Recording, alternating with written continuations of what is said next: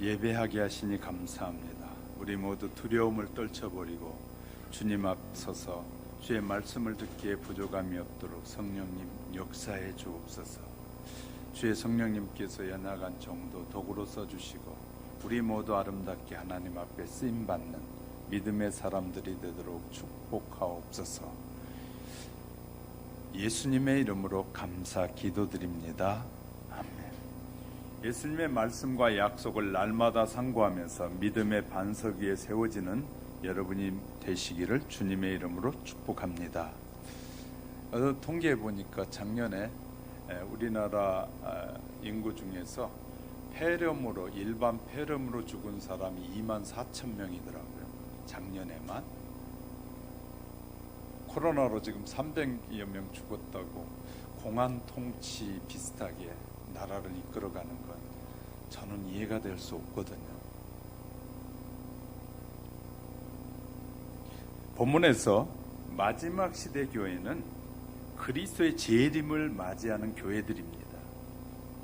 예수님이 마태복음 24장에서 재림의 징조를 주신 이유는 마지막 시대의 성도들이 재림을 기다리다가 지치지 않고 길을 잃어버리지 않게 하기 위해서 재림에 대한 징조의 말씀을 주신 것입니다. 말씀을 살아가는 성도들은 24장에 나오는 재림의 징조를 정확하게 이해하고 있어야 할 것입니다. 예수님께서 예루살렘 성전에서 이 제자들에게 운명하기 전에 이 제자들에게 예언하기를 2절을 보니까 내가 진실로 너희에게 이르노니 돌 하나도 돌 위에 남지 않고 다 무너뜨려지리라. 예루살렘의 멸망은 곧 세상의 멸망이라고 유대인들은 받아들이고 있었습니다. 예루살렘의 성전이 완전히 폐허가 된다는 말은 제자들은 이 세상에 종말이 오는 걸로 이해했기 때문에, 그래서 제자들은 예수님께 예루살렘의 성전의 파멸을 말씀하시자 세상 끝과 재림의 그럼 징조는 어떤 것입니까? 라고 질문을 하게 됩니다. 3절에 보면 어느 때 이런 일이 있겠사오며 또 주의 임하심과 세상 끝에는 무슨 징조가 있사옵니까? 라고 묻게 되죠. 제자들 질문에 어떤 징조를 가장 먼저 말씀하셨을까요? 예수님은 말세에 사람이 미혹이 나타난다, 사람을 미혹하는 영들이 나타난다 라고 말씀하셔요. 가장 먼저 언급하시면서 어떤 징조를 가장 많이 강조하셨다고요? 사람의 미혹을 조심해라. 사람들의 미혹을 조심해라. 재림의 징조에서 가장 중요한 징조는 해와 달과 별의 징조도 아니고 전쟁이나 지진이나 홍수와 같은 그런 징조가 아닙니다. 예수님께서 말세 기독교 안에 나타날 미혹에 대해서 이 24장에서도 벌써 6번이나 말해요. 4절에서 5절에서 11절, 23절, 24절, 25절, 26절. 그러므로 마지막 시대를 살아가는 성도들은 반드시 예수님께서 말씀하시는 사람의 미혹이 무엇인지를 우리가 알고 있어야 되고, 이런 미혹이 어떻게 일어나는지에 대해서 잘 알고 있어야 된다는 사실을 우리에게 말씀해 주고 있는 것이에요. 첫 번째는 교회 안에 죄를 인정하기 시작했다. 교회 안에서 죄를 인정하게 된다. 예수님께서 24장에 강조하신 재림의 징조는 전쟁이나 기근이나 홍수가 아닙니다. 가장 많이 반복해서 강조한 징조가 바로 교회 안에서 전 세계적으로 대규모로 일어났는데 사람이 미혹된다는 거예요. 미혹을 받는다는 말입니다. 예수님께서 택한 자들을 미혹하는 수단으로 사단이 이 사단의 거짓말, 거짓 이적이 나타나게 되고 성령의 이름으로 이루어지기 때문에 거짓 표적과 기사들이 거짓으로 일어나는데 성령의 이름으로 일어나기 때문에 택한 자들이 미혹된다는 거예요. 그러니까 기적만 쫓아다니고 어떤 그것만 쫓아다니면 반드시 미혹을 받을 수밖에 없음을 말하고 있어요. 성령의 역사에 대해서 너무 무지하기 때문에 사탄의 미혹으로 넘어지는 것입니다. 성령의 역사가 뭔지, 성령님이 어떻게 역사하시는지, 성령의 역사를 모르면 미혹에 빠지게 된다는 말이에요. 이런 징조는 점점 더 극심해져서 짐승의 표로 또 환난 때에는 최고도에 달하면서 하늘에서 불이 내려오는 이적도 나타나게 된다는 거예요. 얼마나 놀랍습니까? 하늘에서 불이 내려오는 이적이 일어난다고. 그런 걸 통해서 사람을 미혹한다는 거예요. 그래서 재림론을 말하는 사람들이 막 했을 때 별일이 다 있었잖아요. 사람들이 막 구름대같이 교회에서 몰려가는 그 재림을 말하는, 몇월 며칠 날 주님이 오신다고 그러니까 막 교회들, 우리 교회는 이런 것도 몰라, 우리 교회 목사님은, 지도자는 이런 것도 말 안 하는데 저 지도자는 몇월 며칠 날 몇 시에 온다고 하니까 막 그 구름대같이 몰려가. 미혹받는 것이거든요. 미혹을 받게 됩니다. 사탄이 거짓 선지자를 통해서 온 세상을 미혹하는 장면이 요한계시록 13장 13절 4절에서 소개되는데, 큰 이적을 행하되 심지어 사람들 앞에서 불이 하늘로부터 땅에 내려오게 하고 짐승 앞에서 받은 바 이적을 행함으로 땅에 거하는 사람들이, 수많은 자들이 미혹하게 될 것이다. 미혹을 받게 될 것이다. 예수님께서 초림하셨을 때 이적과 초자연적 기적이 하나님의 징표예요. 그러면 마지막 때는 사탄이 예수님이 초림할 때 일어났던 그런 징표들을 가장하여 똑같은 모습으로 사람들에게 역사한다는 거예요. 똑같은 모습으로. 그러므로 우리 성령의 역사를 둔갑해가지고 그렇게 일하는 그들의 모습을 봐야 된다 그 말이에요. 그거 잊지 말아야 돼요. 잊지 말아야 돼요. 바울도 예수님께서 재림하시기 전에 교회가 사탄의 큰 미혹을 받게 될 것이라고 경고합니다. 교회를 미혹하는 배도가 있는 다음에 예수님이 재림하실 것이라고 데살로니가 후서 2장 1절부터 3절에서 경고해 주고 있습니다. 예수님과 바울의 예언대로 교회 안에 성도들이 미혹하는 일들이 일어나고 있어요. 지금 이 시대는 이 넓은 길로 걸어가도 구원받고, 죄를 품고 있어도 구원받고, 하나님의 계명과 말씀에 불순종하는 삶을 살아도 구원받을 것이라고 설교를 합니다. 이런 사람들도 있어요. 별별 일들이 다 일어나고 있는 것이에요. 어떤 사람들은 자살을 했어도 하나님이 구원하실 것이다. 동성연애를 해도 하나님이 구원하실 거다. 불쌍히 여기실 거다. 하여튼 죄는 자기가 지어놓고 그 죄를, 하나님은 사랑이 많으신 분이니까 자기는 말씀을 지키지 않고도 하나님은 사랑의 하나님이시니까 당연히 그래야 된다고 생각합니다. 얼마나? 그러면서 죄를 뭐하기 시작한다고요? 인정하는 거예요. 죄가 좀 있다고 왜 못 가? 이런 사람들이 많아지기 시작했어요. 불순종과 죄를 가볍게 여기는 것이 멋있어 보이고, 그렇게 설교하는 것이 수준 높은 설교라고 말해요.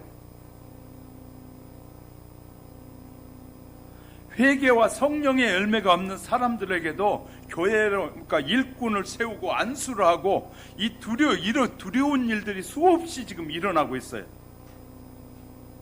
교회 안에서 돈만 내면 직분을 주려고, 돈 내쇼, 직분 줄게. 성령이 충만한지, 말씀의 반석 위에 서 있는지도 보지도 않고, 그렇게 세워가려고 하고 있단 말이에요.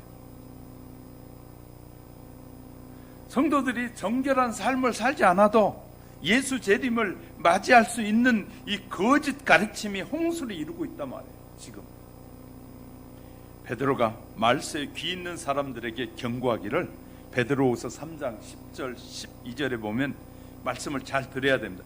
어떤 사람들이 재림의 날에 하나님을 만날 수 있느냐 그 말이에요. 11절 12절입니다. 거룩한 행실과 경건함으로 하나님의 날이 임하기를 바라보고 간절히 사모하는 자가 하나님을 만날 것이다. 천국에 들어갈 것이다. 이렇게 말씀하고 있어요. 요한은 요한일서 3장 3절에서 주를 향하여 이 소망을 가진 그 믿음의 소망을 가지고 경건하게 살아가는 그런 자들이, 그들이 깨끗함과 같이 자기를 깨끗하게 하는 그들이 주님을 만날 것이다. 이렇게 쓰고 있단 말이에요. 자신의 죄를 깨닫고 회개하는 자들이 만나게 될 것이라고 말하고 있는 것이거든요. 죄에 물들어서 이 생명을 잃어버린 교회의 모습은, 예수님은 재림의 굉장한 이 강력한, 그것이 바로 교회가 타락한 것이 가장 강력한 이 징조다라고 말씀하시는 거예요. 성도들이 유혹을 받아서, 수많은 하나님의 사람들의 유혹을 받아서 타락하고 미혹되어 넘어가는 것이 첫 번째 가장 큰 징조다라고 말씀하시는 거예요. 가장 분명한 징조는 지금 교회 안에서 일어나고 있는 것이에요. 택한 자들까지도 미혹을 받아서 잃어버림을 당하는 일들이 전 세계의 교회 안에서 일어나고 있어요. 죄 때문에 하늘에서 루시퍼와 천사들이 쫓겨나게 됩니다. 죄 때문에 아담과 하와가 에덴 동산에서 떠나야만 했습니다. 죄 때문에 홍수가 나서 세상이 멸망했습니다. 죄 때문에 소돔과 고모라가 불로 멸망을 당했습니다. 죄 때문에, 하나님을 믿지 않는 죄 때문에 이스라엘 백성들이 40년 동안 가나안 안에 들어가지 못했습니다. 이스라엘 백성들이 하나님을 믿지 않는 그 죄 때문에 70년의 바벨론의 포로로 살아야만 했습니다. 죄 때문에. 죄 때문에 예루살렘의 성전이 로마에 의해서 완전히 불바다가 되어버렸습니다. 그리고 죄 때문에 예수 그리스도가 십자가에 매달려 돌아가셔야만 했다 그 말이에요. 죄를 해결하기 위해서 하나님의 아들의 십자가에서 죽으셔야만 했는데, 죄의 뿌리인 사탄과 죄를 끝까지 붙잡고 있는 악인들은 소돔과 고모라가 받았던 유황불의 심판을 받게 된다고 말하고 있는 것이에요. 심각한 문제입니다. 그런데 지금 교회가 죄를 인정해주고 있는 거예요. 죄를 마음에 품고 공공연히 불순종하는 사람들에게 교회가 마음대로 세례를 주고, 그런 사람들이 당신은 구원받았습니다 선포하고 있어요. 죄를 인정하는 설교가, 예수님을 영접하면 구원을 받습니다, 믿기만 하면 구원받습니다, 한 번 구원받으면 영원히 구원받습니다, 이런 교리가 포장되고 있는 것이에요. 한 번 입으로만 시인하면 다 구원받는 게 아니다 말이에요. 삶이 이어져 가지 않는 이 신앙은 신앙이 아니라 말이에요. 심각해요. 수많은 교회 안에서 구원을 잃어버리고 있습니다. 죄를 버리고 회개할 기회를 잃어버린 채 멸망을 향해 걸어가고 있는 것이, 이것이 말세에 교회에 이루어진 가장 큰 재림의 징조라고 말씀하고 있어요. 저와 여러분 기억해 주시기를 주의 이름으로 축복합니다. 두 번째는 소돔의 죄를 수용하고 받아들이고 있습니다. 예수님의 재림하실 때를 설명하시면서 예로 노새 때와 같이라고 말씀하셨는데, 누가복음 7장 28절 30절에 노새 때와 같으니 인자에 나타나는 날에도 이러하리라. 노새 때에 어떤 일이 일어났느냐 그 말이에요. 창세기 19장 1절 4절 5절에 가보면 우리가 그들과 상관하리라. 이 소돔 안에 살고 있던, 소돔과 고모라 안에 살고 있던 수많은 사람들이 누굴 찾아와요? 롯을 찾아와 가지고, 오늘 밤에 저녁 때 너희 집에 들어온 사람 있지 않느냐? 그 사람들을 끄집어내라. 우리가 그들과 상관하리라. 상관한다는 말이 뭐냐면 성관계하리라 그 말이거든요. 소돔의 백성들은 롯의 집에 찾아온 낯선 두 사람에게 그렇게 비열한 정욕에 불타는 소돔 사람들은 롯을 찾아와서 내 집에 온 사람들 내놔라, 이끌어내라, 이렇게 협박하게 되는 거예요. 이것이 불유황에 멸망당할 수밖에 없었던 소돔성의 모습이라고 말씀하는 거예요. 그래서 신약 성경도 소돔의 죄를 지적하면서 경고합니다. 세상의 소돔성이 되자 교회 안에서 소돔의 죄가 깊이 들어와 있어요. 이것이 예수님이 곧 재림하실 때 또 하나의 강력한 징조다. 바울은 성생활에 대해서 하나님께서 정하신 분명한 순리를 따르라고 말합니다. 로마서 1장 26절 27절에서 하나님께서 저희를 부끄러운 욕심에 내어버려 두셨으니 곧 그들이 여자들도 순리대로 쓸 것을 바꾸어 영리로 쓰고 그와 같이 남자들도 순리대로 여자 쓰기를 버리고 서로 향하여 음욕이 불릴 듯하며 남자가 남자로 더불어 부끄러운 일을 행하며 그들의 그릇 때문에 상당한 보응을 그들 자신이 받았느니라. 이 말씀 무슨 뜻입니까? 여자가 여자에게 음욕을 품고 남자가 남자에게 음욕을 품는 것은 하나님께서 정하신 순리를 거꾸로 거스리는 일이라고 말해요. 거슬리는 일이다. 하나님께서 언제 순리를 정했습니까? 순리를 하나님이 언제 정해놓으셨냐? 하나님께서 에덴 동산에서 아담을 창조하시고 하와를 베풀로 주시면서 남자와 여자가 한 가정을 이루는 것은 순리라고 정하신 거예요. 하나님이 정해놓으신 거예요. 놀라운 사실, 그 순리를 거꾸로 거스르는 개인과 사회가 보응을 받고 심판을 임하게 될 것이라고 바울도 말하고 있어요. 근데 비극적인 일들이 일어나고 있어요. 미국의 대형 이 교단들이 오래전부터 동성애를 인정해주기 시작했습니다. 교회에서 동성애 문제로 설교하면 동성연애자들이 교회에 나오지 않는다고 장로들과 또 교회 다른 목사님들이 또 성도들이 말하면서 주장하면서 이 동성연애자들을 안 오니까 그들 죄가 있는 사람들이라고 말하지 말아달라고, 그런 설교하지 말라고 말했어요. 심지어 보수적인 교단들도 동성연애에 대한 문을 열어주고 있어요. 동성연애에서 세례를 베풀고 그들에게 집사와 장로의 직분도 주고 있고 성직자로 임명하는 교단도 나타나고 있어요. 동성연애자를.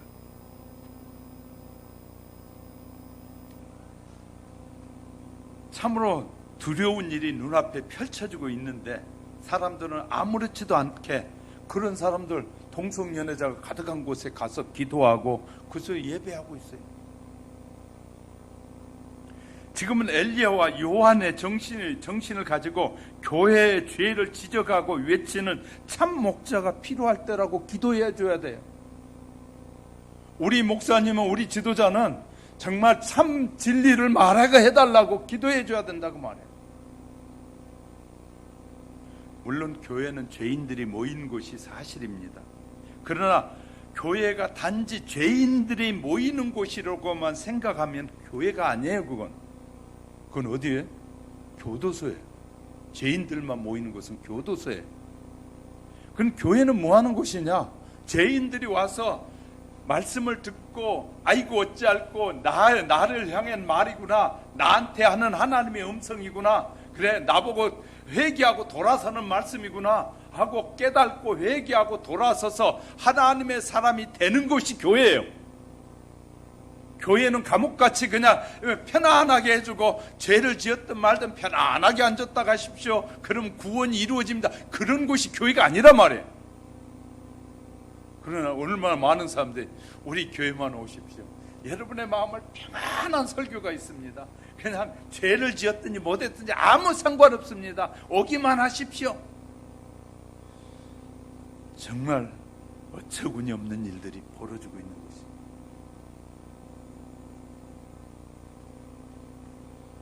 하나님의 말씀에 순종하지 않아도 괜찮다는 거예요. 놀라운 것은요, 거룩한 하나님의 말씀이 회복되죠. 구원받는 곳이어야 하는데 전 세계 음란 사이트가 넘쳐나고 있고요.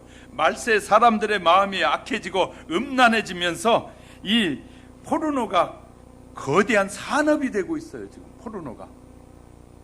현재 포르노 관련 사이트에서 이 3억 7,200만 페이지가 지금 돌아다니고 있는데 1초마다 이 266개 음란물 사이트가 새롭게 만들어지고 있다고 말하고 있어요.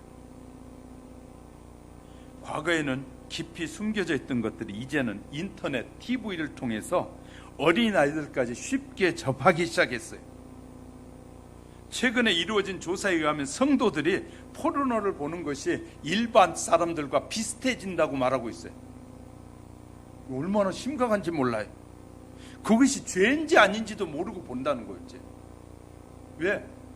교회에서 그게 죄라고 안 가르치니까, 말도 안 하니까. 20년 전에 뉴욕 타임즈에 놀라운 그림 한 장이, 사진 한 장이 올라왔습니다. 어느 초등학생이 미술 시간에 가족의 모습을 그리라고 했더니 성인 남자 두 사람 사이에 이 아이가 서 있는 그림을 그렸어요. 20년 전에. 뉴욕 타임즈 그 그림을 특종으로 다루면서 남자 동성애 부부가 입양한 아이가 그린 그림이에요. 아이가 그린 그림이었어요. 그래서 미국인들이 그 당시에 경악을 했습니다. 20년 전에만 해도 그런 그림은 사람들에게 충격을 주었는데 지금은요 30만 명 이상의 동성 연애자들이 대낮에 뉴욕 번화가를 뉴욕 5번가에 행진을 하기 위해서 모이고 그곳에서 매년 그 숫자가 늘어나고 있어요. 그들은 이렇게 말합니다. 하나님은 동성 연애자를 사랑한다. 하나님은 동성 연애자다. 라는 팻말을 들고 행진하고 있어요. 미국에서 동성 연애자가 400만 명에 이르고 있고요. 세계에서 동성 연애자, 양성애자, 성전환자를 합해서 4억 명에 달한다고 통계가 나와요. 동성 연애자가 숫자가 급속도로 늘어나니까 국회의원들과 정치인들이 그들의 눈치 보기 시작하고 있어요. 오래전에 소수의 특별한 사람들이만 동성 연애했는데 이제는 영화배우도 예술인도 대학 교수도 의사도 지식인도 이르기까지 광범위하게 이제 동성 연애자가 늘어나고 있어요.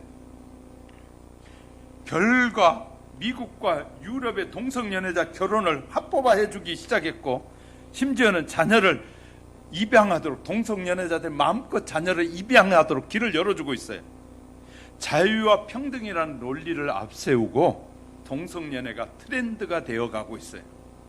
미국에서는 동성연애자들도 군대에 입대할 수 있도록 법적으로 허용되고 있고 전 세계적으로 대학마다 동성연애 클럽이 생기고 동성애를 인정하지 않으면 지식인으로 취급도 안 하는 그런 시대로 흘러가고 있는 거죠.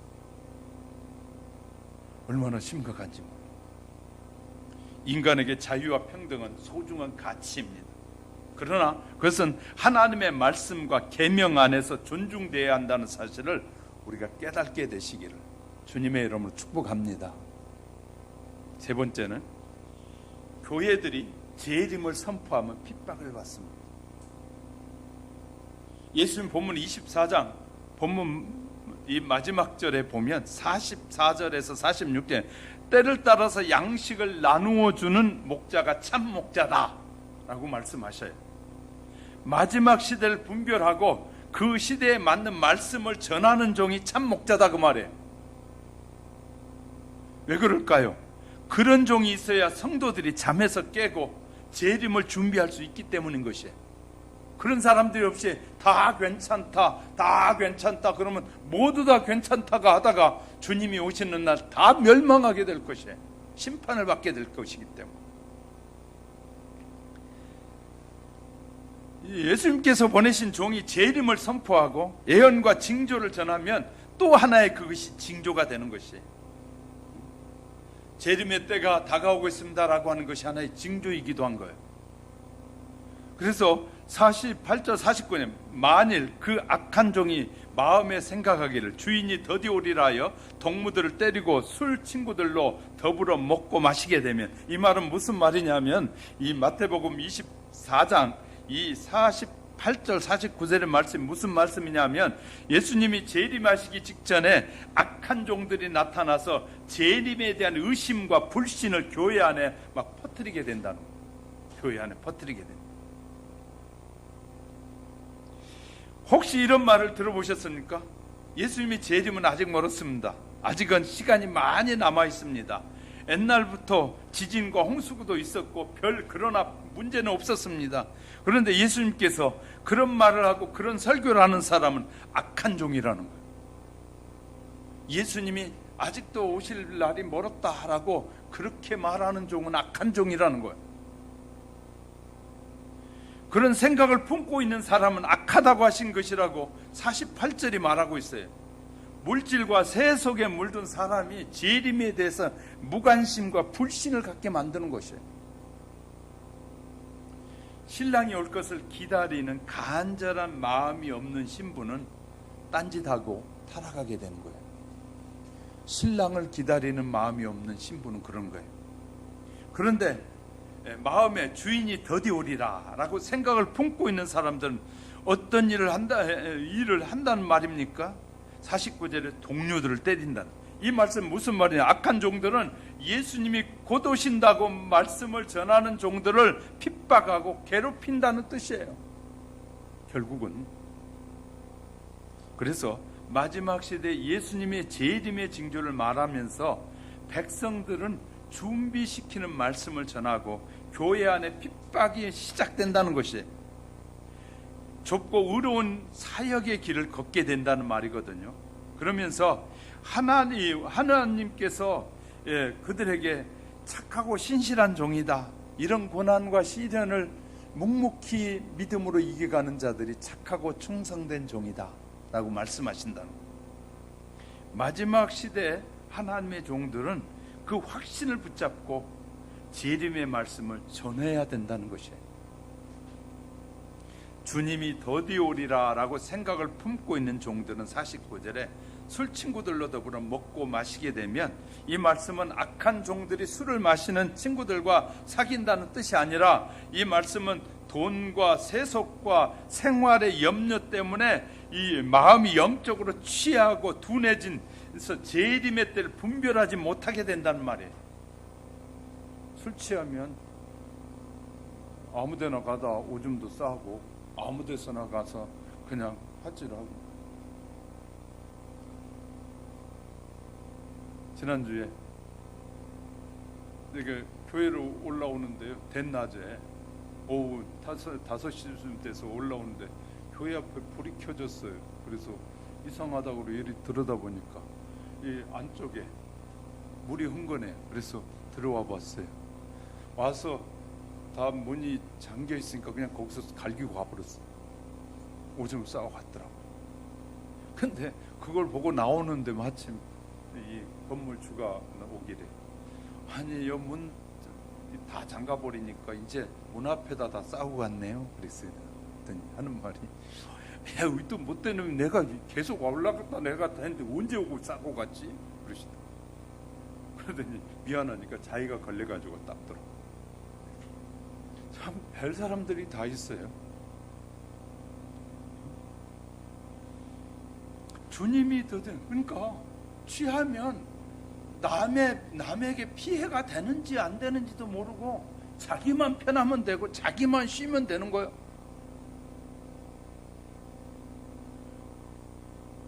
왜 싸기는 그 사람이 싸고 치우기는 다른 사람이 치워? 어처구니 없는 일이 많아요.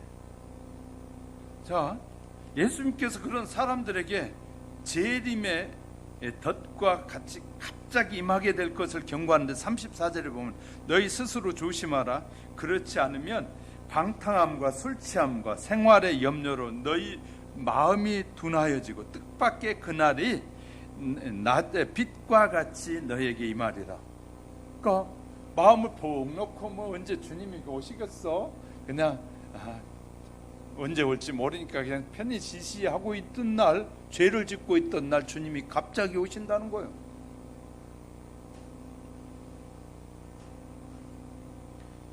마지막 시대의 교회의 모습은 교회가 세소가 되는 과정이 이런 과정입니다. 죄를 가볍게 여기기 시작한, 내가 하나님의 말씀에 죄를 지어놓고도 죄를 그냥 쉽게 여겨버리는, 그 결과의 가르침에 변질되는 거예요.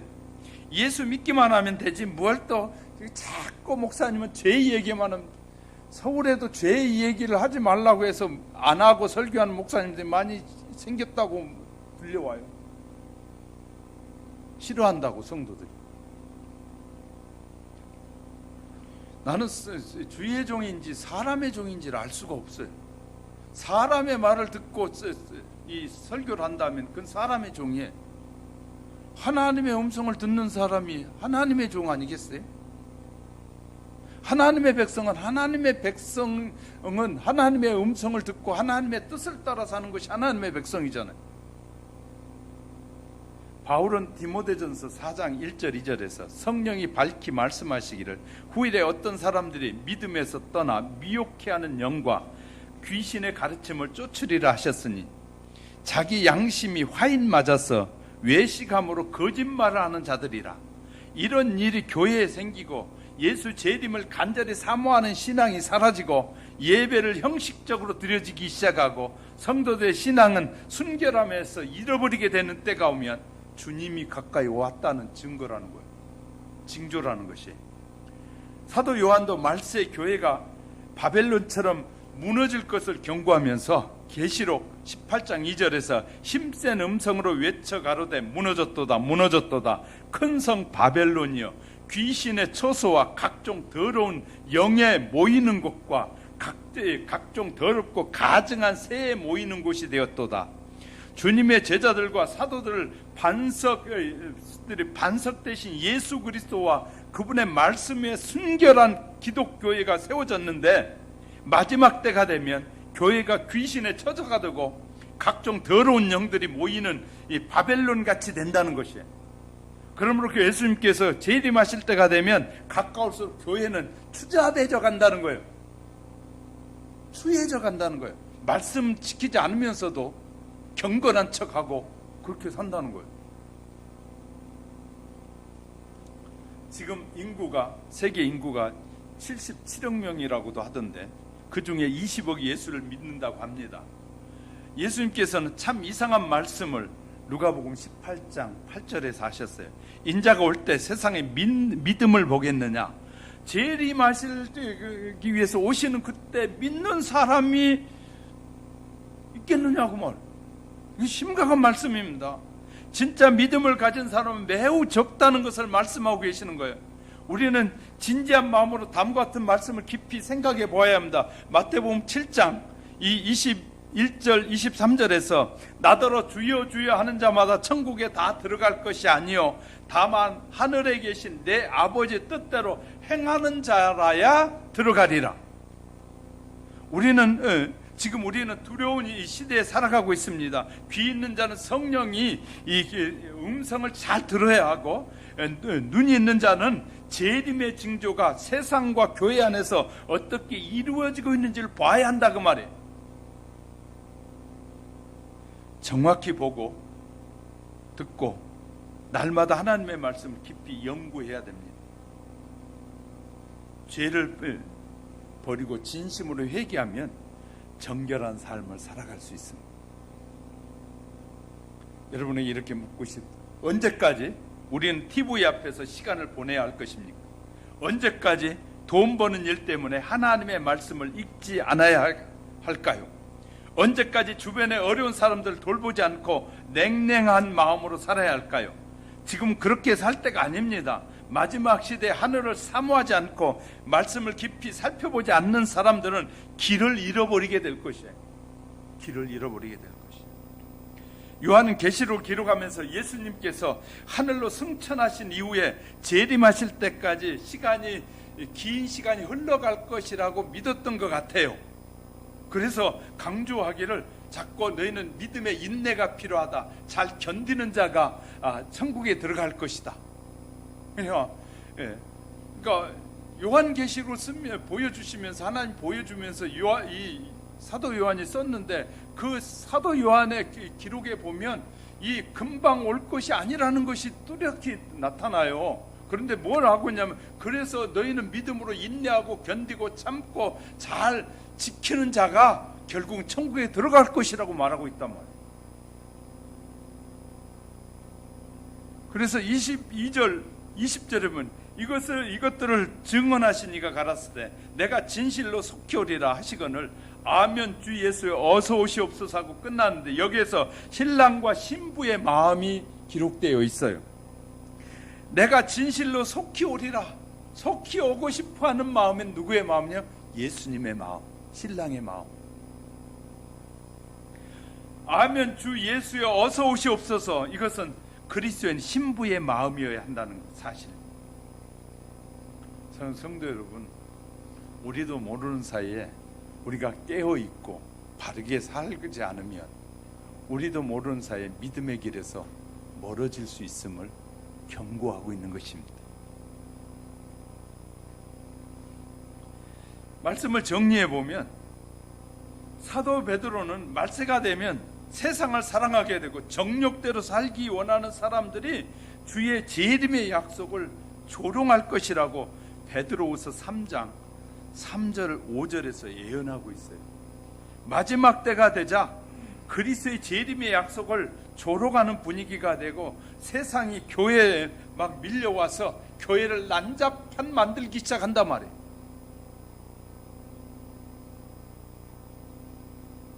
지금 우리가 그렇게 지금 가고 있는 것이에요. 심각한 주님의 재림이 다가오고 있는 것이죠.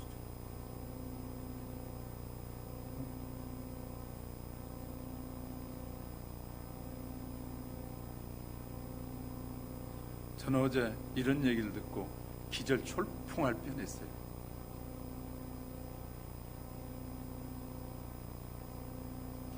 이 정부의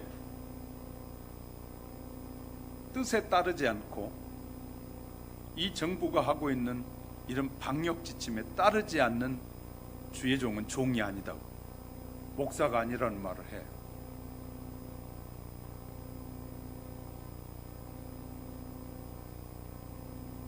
얼마나 어이가 없는지.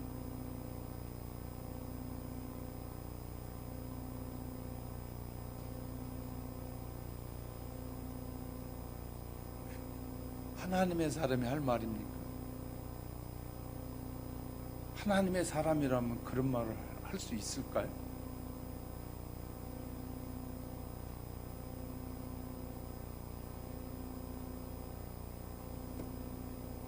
우린 그런 시대에 지금 살고 있어요.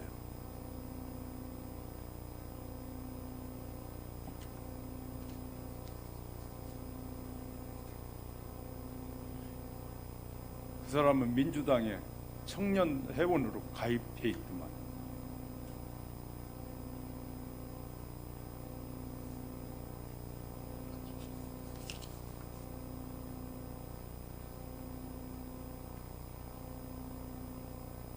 우리는 잘 알아야 됩니다.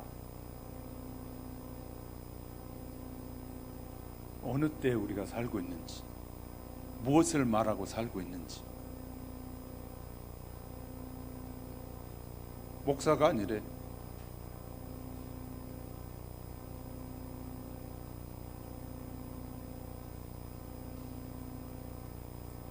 우리가 믿음을 지키려면 얼마나 많은 고통이 따를까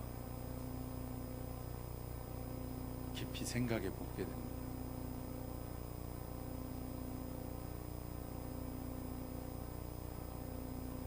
사랑하는 성도 여러분, 하나님은 우리가 하나님 앞에 말씀을 바르게 믿고 살고 행하는 것이 얼마나 중요한 것인지를 말합니다.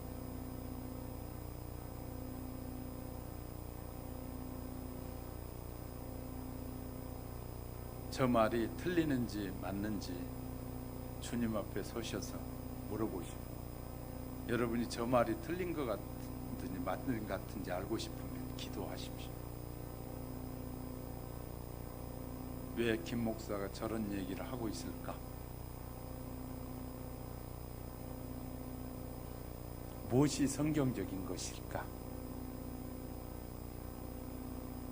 우리는 깊이 생각하면서 이 한 주간에도 여러분 여러 가지 어려운 일들 많이 있을 텐데 잘 견디면서 특히 신앙을 잘